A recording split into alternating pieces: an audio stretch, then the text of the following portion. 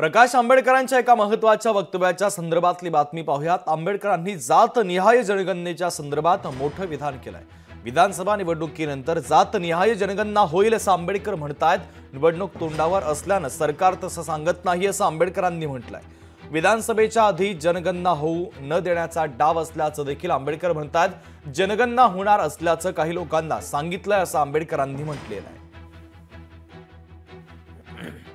विधानसभेच्या माध्यमातून ओबीसींची जी मागणी आहे, जनगणनेचा जो जनगणना ओबीसींची झाली पाहिजे, त्याला मान्य करून जोपर्यंत जनगणनेच्या माध्यमातून टक्केवारी कळत नाही तोपर्यंत ओबीसीच्या आरक्षणाला स्थगिती। जे सुप्रीम कोर्टामध्ये झालं तीच विधानसभेमध्ये होण्याची दाट शक्यता आहे। आणि माझी खात्रीलायक माहिती आहे की या संदर्भातल्या काही व्यक्ती यांनी असा निर्णय होईल असं अनेक जणांना सांगत सुटलेत।